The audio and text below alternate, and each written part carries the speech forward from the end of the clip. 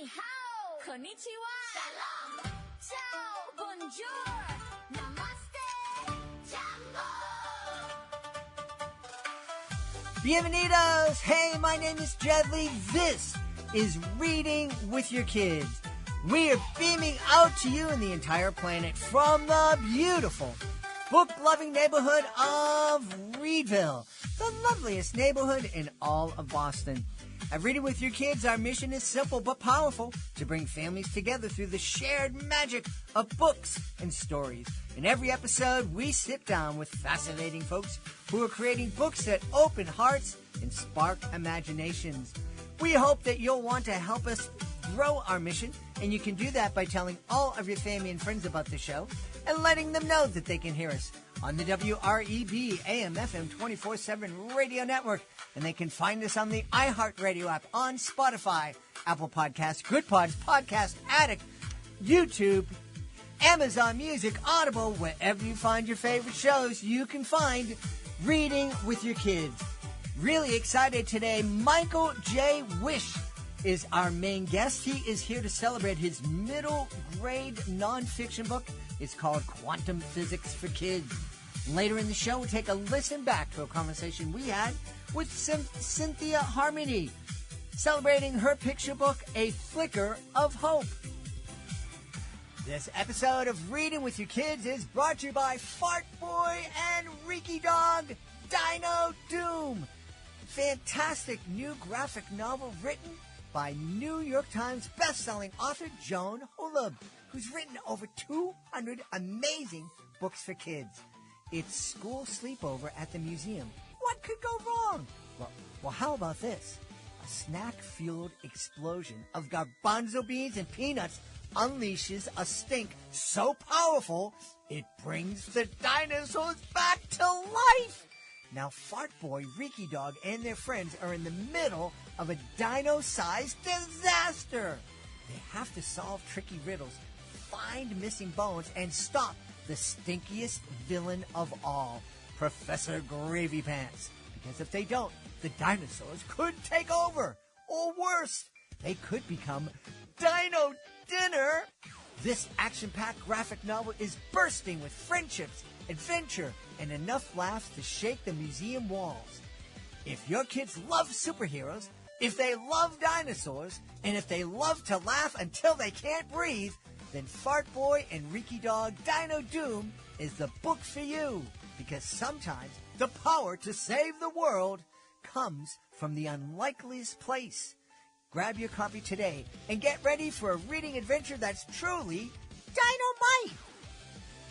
Join us right now from the beautiful state of Maryland. Our guest is here today he's here to confuse me and make me feel dumb, I think. Our guest is celebrating his new book. It's called Quantum Physics for Kids. I wonder if quantum physics is for clowns, too. Please welcome to the show, Michael Wish. Mike, how are you? I'm great, Jed. Thanks so much for having me. Delighted to have you on. Mike and I were just talking about music. I see you have a guitar behind you. I do. Is that for decoration, or do you actually play that and sing about quantum physics? Well, I don't sing about quantum physics. Maybe I should. I should add that to my repertoire. I'm very much out of practice, but I still enjoy playing. So okay. Well, we won't ask you to play at all, but I would love to ask you to tell us about Quantum Physics for Kids. You're saying this is a middle grade novel? It is. Yeah. It's for 8 to 12-year-olds. If you're 8 or 9, it usually helps for the parents to help read it to you. And then I found 10, 11-year-olds are able to pick it up and read it on their own. My own daughter's 9, and we've read it together, and I wouldn't have published it if I didn't get her approval. So, but yeah, so the origins of the book are, I taught physics in college, and I always had a statement that if you couldn't explain it to a 10-year-old, you didn't really understand it. And someone challenged me to write a book on quantum physics for kids, because that was the hardest version of physics they could think of. Uh-huh. And so I took the challenge. I actually found a quantum physics for kids book on Amazon. I ordered it just to see, what it was about. And it was horrible. I won't tell you whose it was, but, it was really bad. And I thought, okay, I can do a better job than this. And so the book was born. I'm curious. Did the person challenging you, was it a disgruntled student? It was not a disgruntled student. I didn't actually teach quantum physics. I was teaching classical mechanics and electricity and magnetism at the time. It was a fellow teacher of mine, actually. So, I really I'm interested in science, and I find it fascinating. I really don't have a good grasp on it, but I love speaking to people that are passionate about it. I don't know if I told this.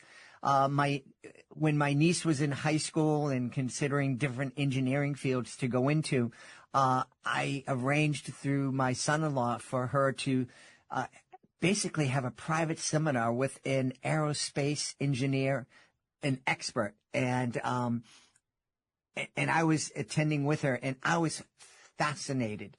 I can tell you, I know that there's something called the parallels in a jet engine. I don't remember what they do, but I remember that. But it was, I find science so fascinating, and I love being able to do that with my niece and be there with it and kind of talk about it afterwards. So I'm thinking that this absolutely is a great book for a parent to read with their kids, to co-read with their kids. Because it can spark all sorts of really cool, curious conversations. And that's really, I think, the goal, because there's a very famous quantum physicist named Richard Feynman, and I'm paraphrasing ever so slightly, but he basically said no one actually understands quantum physics. And this is a guy who, what was the forefront of the field for a very long time. And that is because it's a totally different world than the one that we're used to, the one that we interact every day. The things that feel concrete and normal to us, the universe just works in a very different way when you get down, to the atomic level, when you get down to how light works, and you lose all of those intuitions. And what I wanted to do with the book was get people curious and not intimidated by difficult subjects. Right? I think when we say something's really hard, we say, well, it's not rocket science. It's not calculus. It's not quantum physics. And it's okay to say that. I understand that these subjects are, can, of course, be challenging. They take many years of study, but so does playing the guitar, right? So does anything. And I think as long as you have the requisite, the actual requirement, which is not smarts, but just an aggressive curiosity, you can learn anything. And so I think the goal was twofold with this book. Number one is get people used to the vocabulary, because we like to use very complicated words for otherwise very simple things. And number two is just to get people excited, parents and kids, about learning about how the world works, even if it's wildly outside of our normal everyday experience. So let's jump into that. Kind of give us a clown version of what quantum physics is. Perfect. Okay, so we'll have to go back in time a little bit to the late 1800s and early 1900s when the field began. And up until that point, all of physics was what we now call classical physics, and it's Newton's laws. So any parent probably has heard of Newton's laws, through a high school class or a college class. But, basically it was the rules for how everyday objects work. I pushed on things and they move, and things knock into each other. And there was math that was very easy to make predictions, all the way from the apple falling on Newton's head to the moon going around the earth. And that explained everything that we saw and observed in the world and in the universe for a very long time. You get to the end of the 1800s, early 1900s, and there's a couple of unsolved problems. But the most famous one is called the ultraviolet catastrophe, or as I like to call it, the purple disaster. And you have a problem when you start heating up objects. When you start heating up objects, what do? If I heat up metal in an oven, what does it start to do after a while? Get soft? It does sometimes get soft, but it gets very hot. And what happens if it gets very hot, it usually starts to glow. Yes? Yeah. So it's putting off its own light, and you can heat things up and they can glow and they put off their own light, and you can look at the color of the light that it's putting off. And you can try to predict, based off the temperature that you heat it up to, how much light is coming off of it. And the problem is, if you use Newton's laws, if you use the classical physics to try to predict how much light should come off, as you get to the darker and darker colors, i.e. the purple end, the ultraviolet end of the spectrum, the old math said that it shoots off to infinity. You should get an infinite amount of purple light. And of course, you don't actually see that. the amount of energy as you get to those levels of light starts to go back down. And so this was this kind of unsolved problem. And I'm simplifying things a little bit. You asked for the clown version, but basically they thought, hey, as soon as we clean that up, all of physics is done and we'll have no more work to do. And the answer to the riddle, this problem of figuring out what was wrong with the math and why it wasn't predicting the kind of light and the amount of energy that was coming off, is that it turns out that energy isn't continuous. And all I mean by that is that if I hop on a scale, I could weigh 1.5 pounds, or I could weigh 1.53 pounds. Maybe I don't weigh that light. Maybe I should pick a more realistic number, but you get the idea. We could add more decimals and I could measure it to more and more accuracy. And those are continuous kinds of numbers. Well, we have another set of numbers, which we might call whole numbers or discrete numbers. It's just a fancy word for a whole number, in which we're not allowed to break it down into 0.5s and 0.53s and so on and so forth. And we kind of get this, like if I look up and I see a cloud and two clouds, I have two clouds and they combine, right? Then I now have one cloud again. It's just one bigger cloud. I can never have 1.5 clouds, right? Right. I can count them in the sky, but I can never have a division of those things. So that's an example of something that's discrete. And it was very unusual to suggest, or very uncomfortable to suggest, that maybe light comes in discrete amounts of energy. You can only have so much of it. If you want more, you have to jump up to another discrete amount. And it's not exactly these numbers, but maybe you can have 1 energy of light. You could have 2 energy of light, so on and so forth. You couldn't have 1.5. And that's something that we thought should have been continuous. And so it took a gentleman by the name of Max Planck to investigate this and suppose maybe it comes in discrete amounts. And when you do the math that way, then the energy of the light coming off the glowing objects makes perfect sense. And so that was the first that's where quantum physics was born, was figuring out that some things only come in discrete amounts. And then as you jump into what's going on inside the atom, it also explained why atoms don't just collapse on each other. So let's think about the classic image of an atom, which is you've got protons and neutrons in the nucleus, and you've got electrons flying about around on the outside. The problem is when electrons move, they give off light. And if they give off light, they're losing energy. And if you do the math, then those electrons should, in about a billionth of a second, all collapse to the nucleus. But they don't do that. And the question was why? And the answer is that if they're allowed to only fit in discrete orbits, in discrete distances away from the nucleus that they wave around, then they don't collapse. The math all works out. So that was kind of the second big advancement, to say, all right, the things that are happening in light and in atoms are very different than what we're used to in the real world. And that's kind of where quantum physics was born and where that investigation started. Okay. So how do you, yes. How are we delivering that message and that lesson in quantum physics for kids in a novel kind of way? Yeah, with as much humor as you possibly can, right? If you can make it funny and you can make it silly and you can use analogies that any kid can understand, then you can start to approach the subject. But also, it's really important to recognize that it doesn't matter how great the analogy is, and it doesn't matter how funny the purple disaster might be, these are still tough ideas, and they're going to be tough ideas. And I think really what I want everyone to get out of the book is it's okay to struggle with tough ideas. It's okay to read something and have an analogy, even if it's a clown analogy, and go, okay, I kind of understand what you're saying, but I don't really fully understand it. Perfect. That is the first step of learning. Learning is always a challenging and difficult process. And I think what I want people to get out of it most is it's okay to take the first step and explore some of these kind of weird ideas and then talk about them and say, well, that doesn't make sense. Why does that happen? That's a great question. And now we can take a step further. And at some point, admittedly, with kids, you will run into a level where you go, we can't go any further. We have to start doing a lot of math, and you have to start learning a lot more science to make further steps.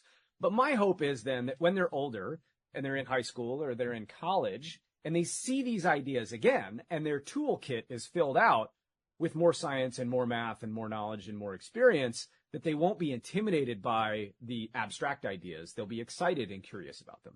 Yeah. I'm very curious now.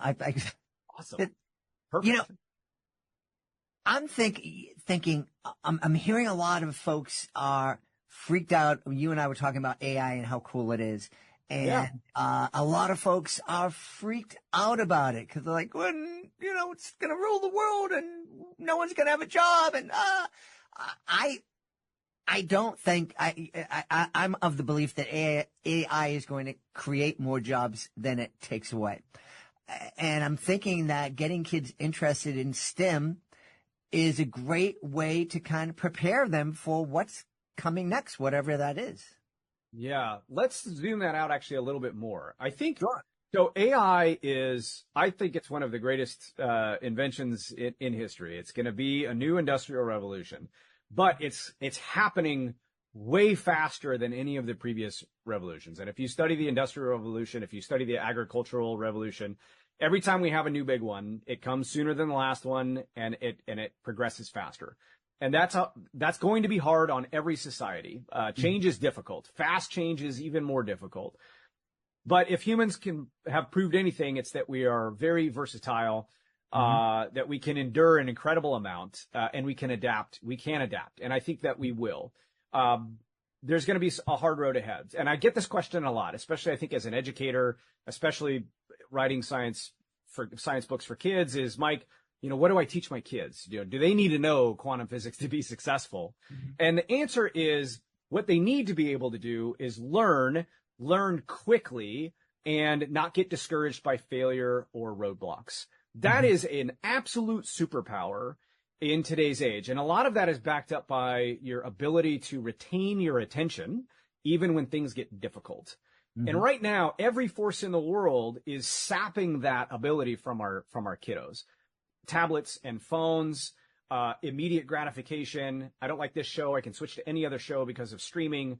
I don't have to sit there and wait on the radio for my favorite song to come on. We can open up the iTunes list and we can pick it right away.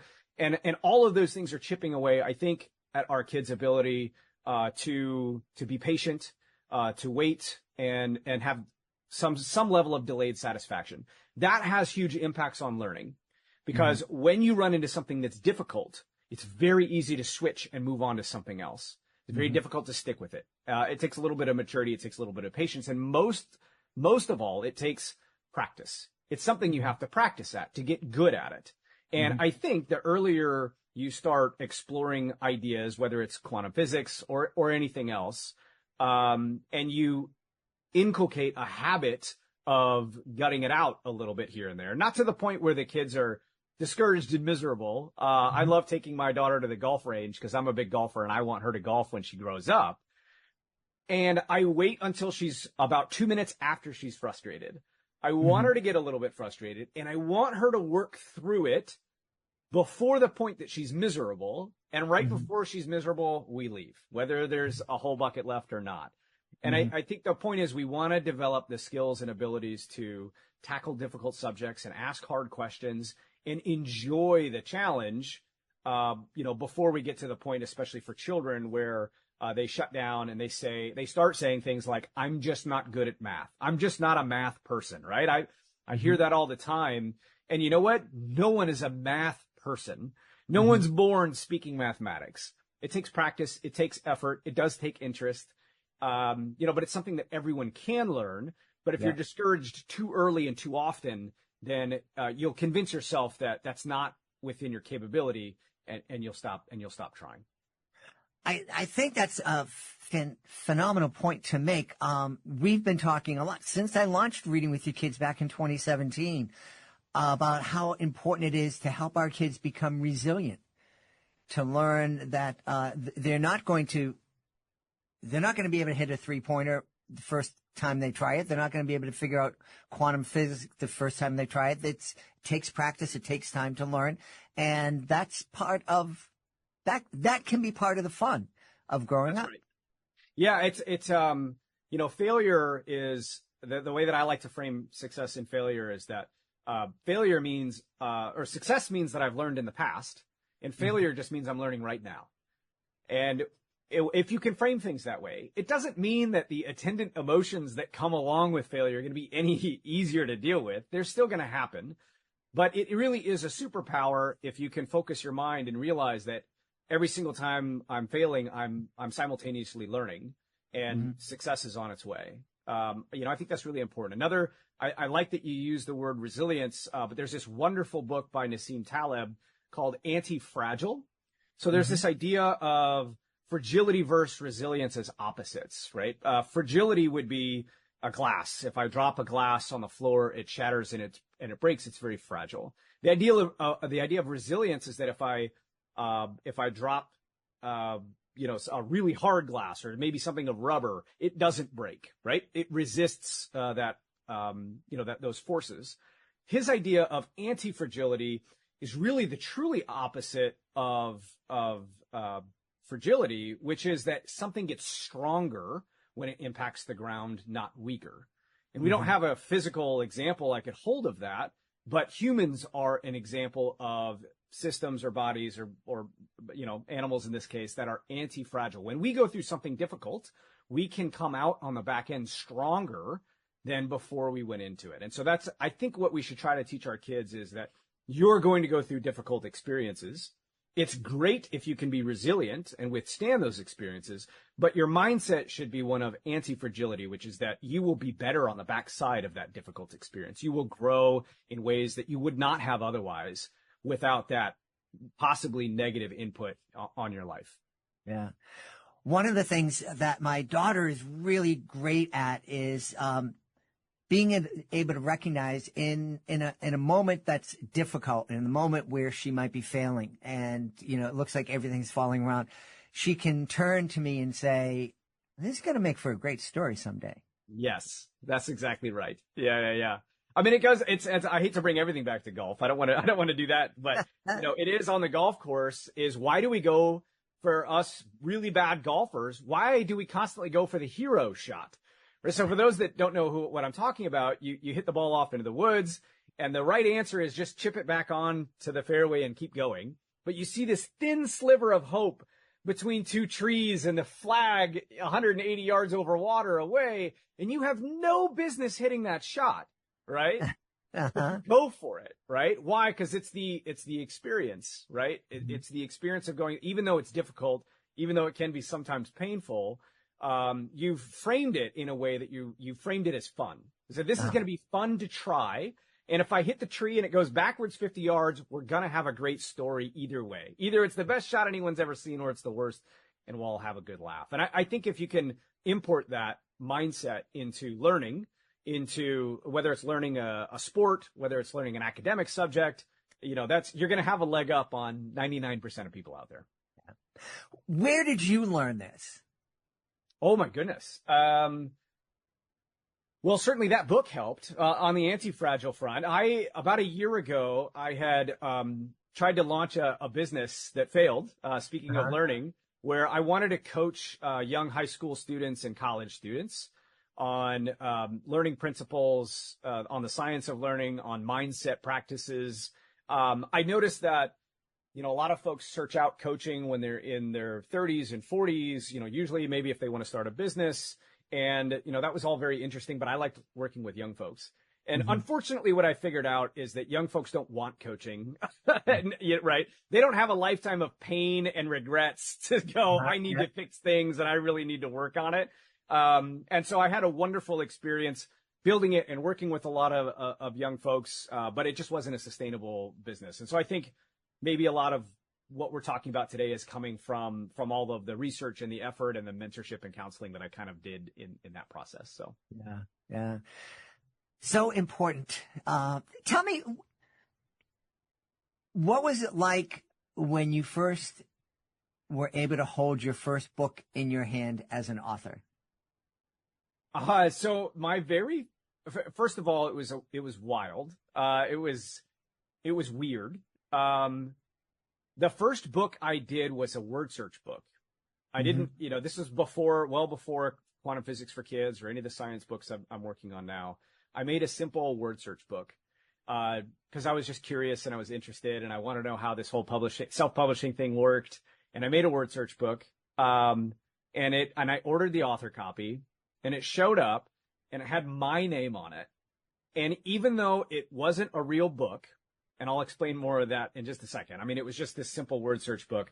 I was filled with this sense of accomplishment, the sense of wonder of like, wow, this is possible. I can do this, right? Mm-hmm. And it's easier than I thought it was, right? Mm-hmm. I think we always assume it's so much worse than it really is. And it's that fear that prevents us from doing so many things in life. So this book showed up, it had my name on it. And I do remember my dad texted me because he ordered a copy. I think he was the first person to order a copy. And he said, "Congratulations, you're an author." And I immediately wrote back, "No, I'm not." And I didn't write anything, right? And he responded and he said, "Yes, you are, Mike. This may be the lowest possible threshold for a book, but you are. You've got a book with your name on it, right?" Mm-hmm. And I realized in that instance, okay, I am an author. I'm just not a good one yet, right? I can do word search puzzles. What's the next step? How do we go on from there? So I think even now, even though I've written other books, I still think for me, that very first one, that simple word search book that had my name on it and I saw it on Amazon was, it's hard to explain, but it was almost spiritual, right? Where you're going, holy cow, it opened up a whole new world of possibilities that hadn't existed for me before. That's great. And you are an author, and now you have a middle grade novel out there. What's the response been? Have you been able to share it with classrooms? I know you said you read it with your daughter. At the end, was your daughter like, "That was a great read, Dad," or was she like, "Don't ever do that to me again"? It's hard when you're the parent, right? Kids don't want to necessarily, do everything that you want them to do. She's been wonderful about it. She enjoys it. I also talk a lot of science around the house. So she's like, "Yeah, Dad, I know all this stuff." But, the response has been phenomenal. You're very nervous. Everyone suffers from imposter syndrome. One thing I want to definitely throw out there is it's just a syndrome. You can move beyond it. And, I was very nervous about having a full book out there written for kids about the response. And I would say it's been incredibly positive and well received. I get lots of messages from parents, talking about how excited they were to read it with their kids. And every chapter at the end has questions to ponder in which I ask them to think through, why did this scientist do that? What were the limiting beliefs, as they work through things? So I think those questions to ponder have been a big hit. It's doing very well. I think we just passed 80 reviews on Amazon. It's, a 4.5 or a 4.6. And, my favorite was I was at a book fair last weekend at the Annapolis Book Fair, and, a gentleman bought the book with his 10-year-old son, and he messaged me the next morning, I think on LinkedIn, and said, "My son read the whole thing cover to cover last night, could not put it down, like absolutely loved it. Let us know if you have more books coming out." And that was the greatest feeling in the world. I can't say anything more about it. I've been very excited about the reception. Yeah, that's great. And you were mentioning there are questions to ponder at the end, and one of the questions was what was the limiting beliefs? And I think that's a great lesson for kids, not only when they're thinking about science, but anything in life. What is it? What's the belief that's limiting you from believing that you can achieve this goal? And let's dig down to that. So I think, that's a great conversation to have. It happens in science a lot. And I think part of that story is one of extreme creativity, that when we think of scientists, we think of lab coats and we think of numbers and we think of equations. And even myself, I'm not an experimental guy. I like the math and I like the equations, that sort of thing. But in both worlds, really, there is an incredible amount of creativity, because, this is the way that science works, is that you guess, right? Hopefully a very educated guess, hopefully a very good guess. But you say, "I think the world works this way." And that's an incredibly creative thing to have to do. Mm-hmm. And then you test it, right? You do some math, you make that guess very precise. You put it in all of the conditions that could test it, and you try to make it fail. And if it keeps passing over and over and over, i.e. you can't get it to fail, you never know for sure that you're right, but you get more and more confident about your rightness as it goes along. And at some point you can say, okay, this is a very valid of the model of the world. And until something comes along that says it's not a good model anymore, we'll go ahead and use it and assume it's true. But I think what people miss, I think people see the data and they see the lab experiments and they see the equations, and it's this cold, hard process, but they miss an incredible amount of creativity to come up with that guess. Mm-hmm. They miss an incredible amount of creativity in the lab where you go, how are we going to test it? How are we going to prove ourselves wrong?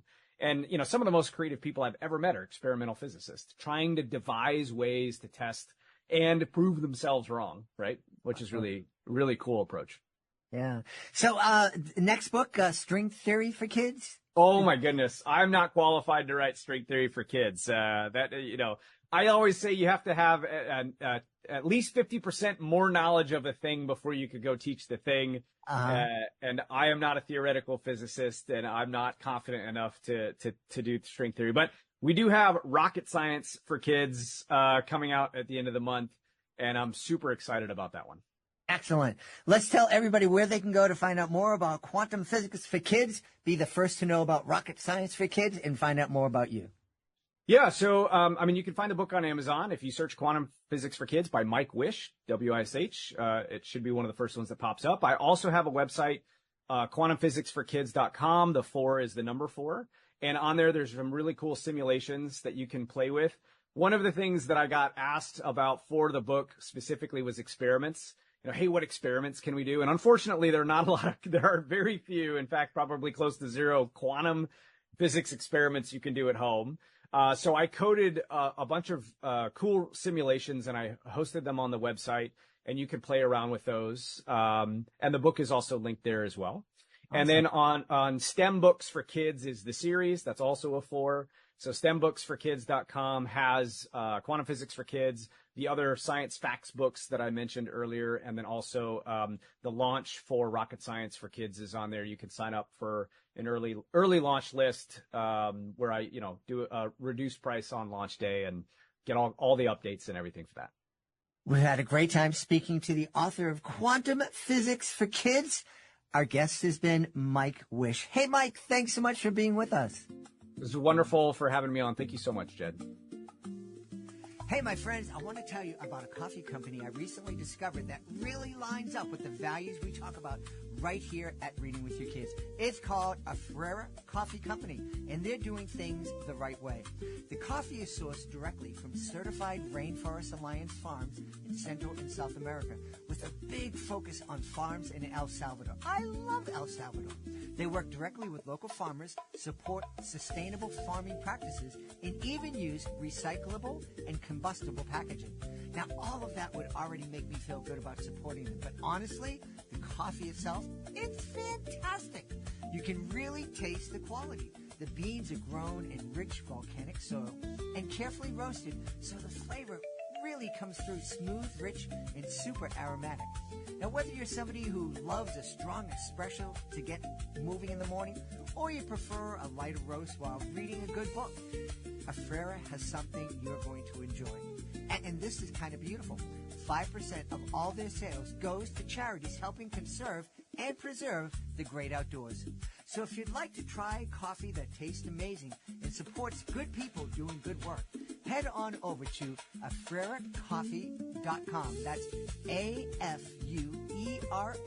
coffee.com, and use the promo code READ to get an exclusive 15% off your order.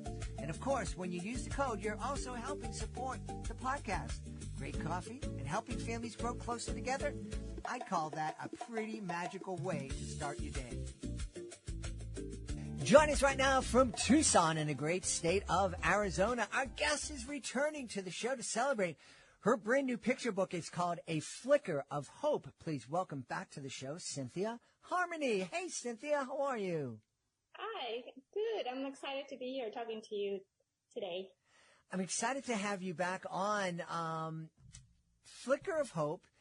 It's talking a little bit about something that fascinates me, which are monarch butterflies.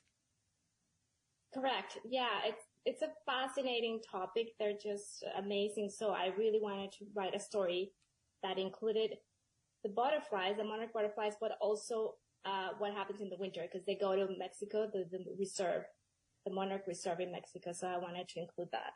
Yeah. So let's.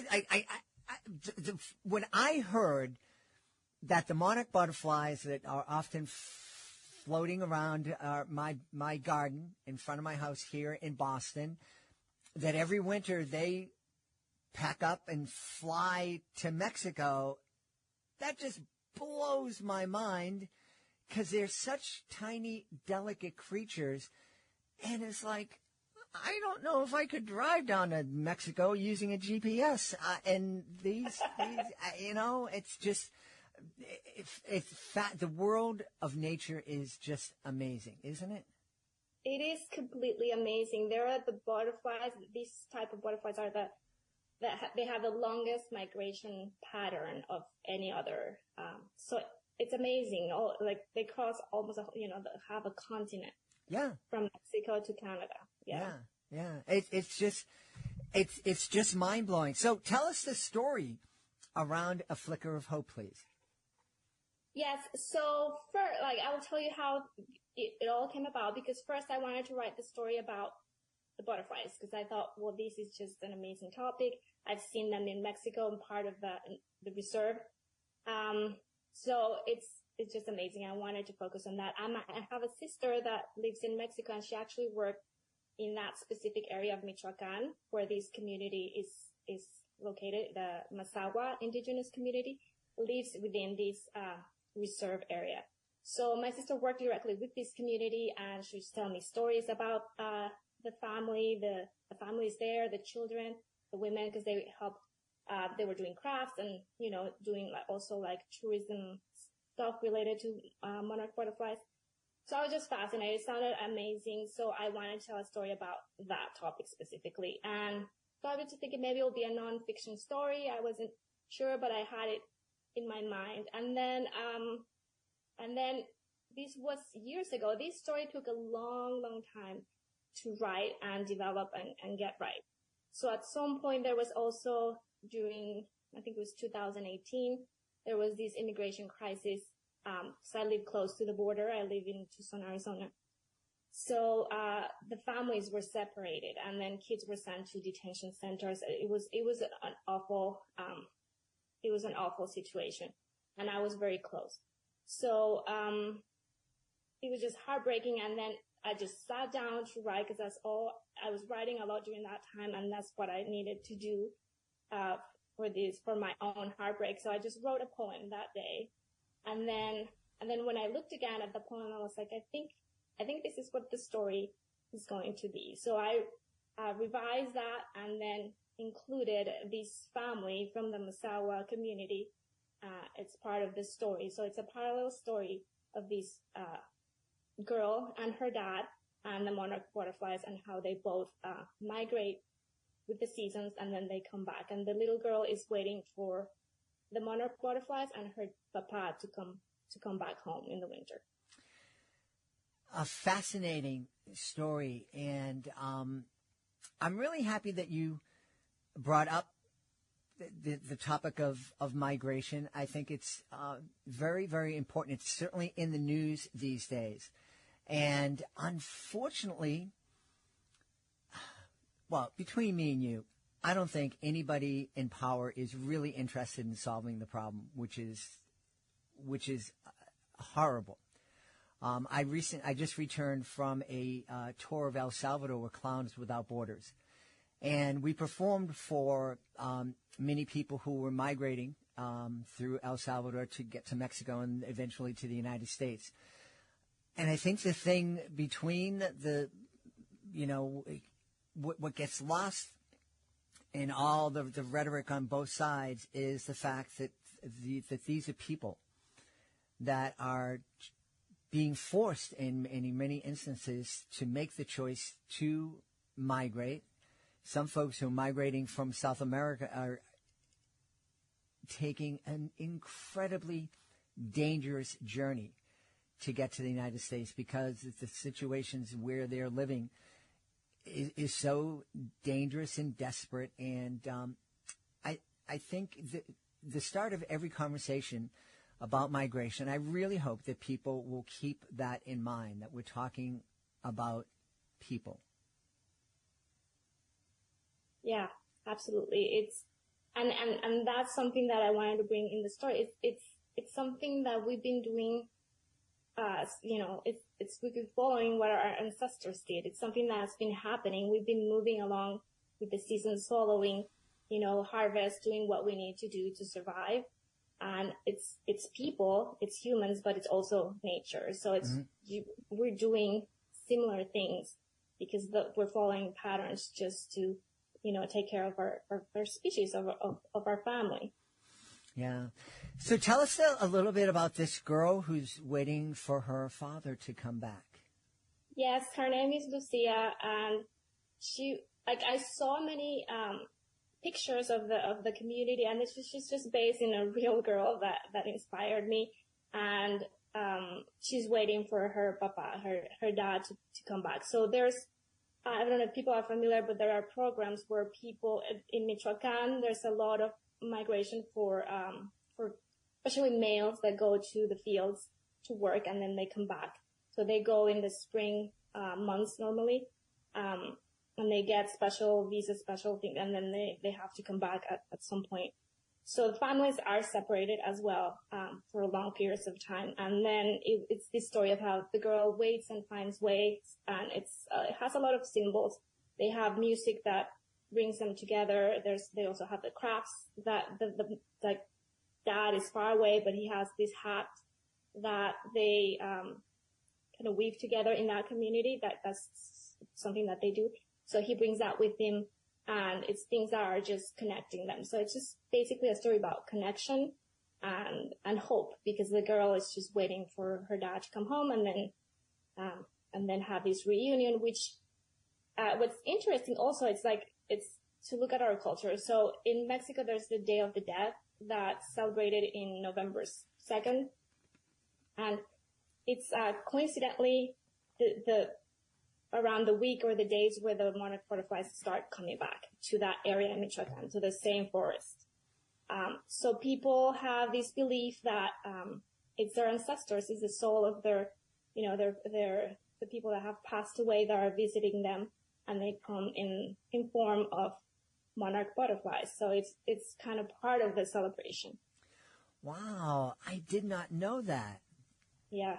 That is so. Yes, I mean, yeah, it comes from these indigenous communities. They have these stories, these beliefs, and then it got a little bit spread out across the country. Because I remember as a kid, we also looked at a butterfly and we really, wonder like, oh, is that a soul in the butterfly or something like that? Yeah.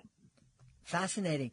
One of the things that I think is kind of shared within the story is that Mexico itself, I think a lot of folks here in the States, we celebrate the diversity that we find here in the United States, and we look at a country like Mexico and we think, oh, well, all Mexicans are the same. In reality, Mexico is a very diverse place with lots of different cultures coming together and learning and living together. True, yeah, and lots of different languages, indigenous languages, many, yeah. The regions have very different, cuisine, many different traditions, yeah, music, everything. Yeah. Different. One of the things that I'm trying to picture in my mind, you're mentioning that in Michoacan there's a monarch butterfly reserve, and I'm trying to picture that. I think my mind isn't able to get there because I'm imagining it just must be the most spectacular scene in the world to be surrounded by thousands of monarch butterflies. Yes. So I unfortunately haven't had the chance to be there at the exact time where they migrate north, in the spring where they all leave. It must be something completely amazing to witness, because it's thousands and thousands all living at the same time. It's amazing. And it's actually, the reserve is pretty big. So it's the state of Michoacan, and there's also the state of Mexico. and there's different, like areas of forest, and it's all of that. Like it's protected so that, the forest stays and no one destroys it. So, so I've been in the state of Mexico area, but Michoacan is really where tourists will go to experience that, in the spring. Yeah, yeah. I know we live next to a wildlife reserve here in the city of Boston, and our backyard is on the migration route for a couple of species of birds. So twice a year, if you're home, just suddenly you can't hear anything because the birds, thousands of birds are out in the backyard. It's a rest area, so they're going to get their gas and their snacks or whatever, but they hang out in the trees and they chatter, and it's incredible. And then when they leave, they're all just kind of all together. There's no bell, there's no signal. I don't know, they get a text message or something. They all just go, and they're gone, and the sky gets dark as these thousands of birds take off. And I'm trying to picture that with monarch butterflies, and that just must be spectacular. Yes, it looks fantastic. I've seen a bunch of videos about it because it's, they're all over, and yeah, it looks amazing. Yeah. So I'm thinking, a flicker of hope. You hear families always, and adults sometimes complaining, I read this book 1,000 times to my kids. And one of the things I tell them is you don't have to read the book in the same way. You don't have to have the same conversations. And I'm thinking Flicker of Hope is a perfect example of this. One reading, you can sit down and just close the book and imagine being in Michoacan during the migration. Another reading, you talk about the relationship between Lucia and her dad. You talk about migration and the news and immigration. And, there's just so many different conversations that I think this book could spark. Absolutely. I feel really proud about this book in particular because it offers exactly that, what you're talking about. It really has a lot of hooks and a lot of angles. Like even in classrooms, like teachers could just focus on the science of the monarch butterflies, one session, and then another session. Yeah, it's the immigration topic, and then there's the family bonds, and then there's culture, and there's the traditions of the Day of the Dead. So there's so many angles, and yeah, I'm particularly proud of that. Yeah, yeah. You write a lot about Mexico and Latin culture. Can you share just a little bit of why you were so passionate about sharing these stories? Yes, I was born in Mexico City and I grew up there. I all the way up to college, and then I studied abroad, and then I moved here. But it's been basically my life experience. It was like, and especially my childhood, which is, the readers that I'm writing for. So it's that time in my life. So I feel like when I moved here, and I've always worked, first of all, I've always worked with children and creating content for children. So it's always been in my mind that I wanted to see more of these things because, there's not a lot in the media, or there wasn't. It's slowly, there's more. But, as I had my kids, and I wanted to choose these things so that I could also have, bring a little bit of conversation about my culture. And there was not a lot. Mm-hmm. In English, there was not a lot that covered that topic. And then there were not also a lot of Spanish titles either, the translations. So it really became a goal. I really wanted to do these, to create these books for children that focused on that brought a little bit more, diversity, and then so that I could share more of myself authentically. And I felt like if I needed these, there's probably a lot of other people that also kind of want these kind of books. And then I think, slowly there's been more. And I feel really fortunate that both of my picture books that were my debut and then this one, they both had a Spanish edition as well. So a simultaneous Spanish edition, which I think is wonderful because I didn't used to see that before. Mm-hmm. I think 10 years ago, that was not a thing. Yeah. I'm curious, growing up in Mexico, I'm imagining Spanish is your first language. It is. When you're writing a children's book, do you first write in Spanish and translate to English, or the reverse? No, I write in English first for picture books. I think when I was writing, because I wrote, different kinds of, like, I also have some textbooks, and then those are in Spanish, so I obviously just wrote them directly in Spanish. But for picture books and the books that I'm writing right now for children, I write in English first. Then I normally just right away, even if we don't get to publish a Spanish edition, I will write a Spanish version of it, and then many times I will just go back and kind of like fix things so that they can, like, it kind of informs my process. So I think I find ways to tell the story better when I have both versions. Mm-hmm. I was curious because I know myself, anytime I'm touring, performing in Puerto Rico or in El Salvador, where I have to speak Spanish and I'm not fluent in Spanish, I know all the bad words, but I tend to think differently. Yeah. And I see things, and I don't know if it's because of the way the language is structured or what it is. Is that something that you've experienced too?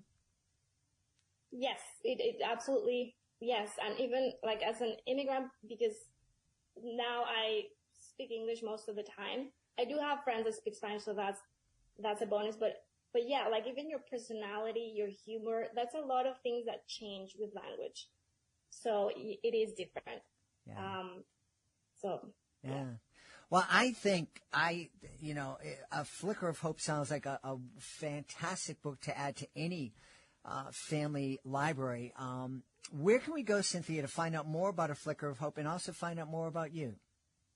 Thank you. Yeah. So, you could my website is cynthiaharmony.com. It's pretty easy. Just, like harmony as in music and Cynthia.com, and you can find all my books there. And then, I have links for my social media. I have mostly a couple, things that I use more. So Instagram and Threads, I think is what I've been using more lately. So you can find all about the books and the reviews it got a star review from Kirkus, so we're really proud of that. Yeah, so you can find all about the books there. We've had a great time speaking to the author of A Flicker of Hope. Our guest has been Cynthia Harmony. Cynthia, thanks so much for being with us. Thank you for having me. Thank you for listening, everybody. We hope you've enjoyed this episode of Reading with Your Kids and will join us for the next exciting episode of the show. This episode made you smile and gave you something to think about. Please consider sharing a link to the show with someone you love. Leave a 5-star review and, of course, subscribe to the show wherever you find your favorite shows. I want to thank the folks who made today's show so wonderful, starting with our guest, Michael J. Wish. Please be sure to check out Quantum Physics for Kids. Also want to thank Cynthia Harmony. Please be sure to check out A Flicker of Hope. Big thank you goes out to my team, Chris Doherty, Daylene Rose Advina Lopez, Ella Badier. I want to thank my beautiful wife for all the love and support she gives me. Most of all, we all want to thank you. Thank you so much for taking the time to join us today. And as always, thank you so very much for taking the time to make the world a better place. And you do that every single time you read with your kids. I'll be looking for you in the next episode of Reading with Your Kids. Hola, ni hao, konnichiwa, shalom, ciao, bonjour, namaste, jambo.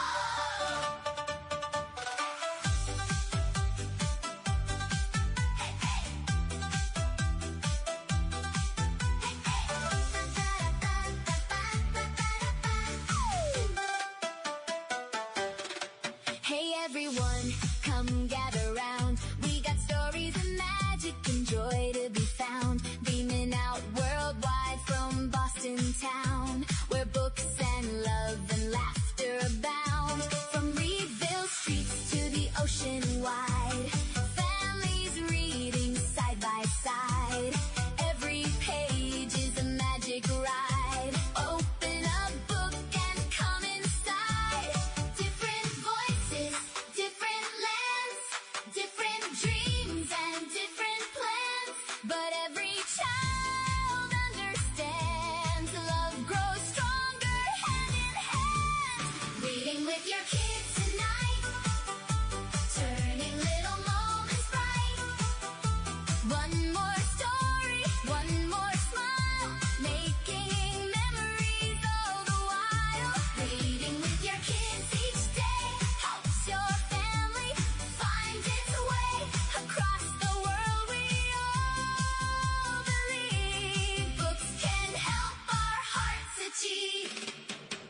the loveliest neighborhood in Boston town, where kindness lifts everybody up, not down. We laugh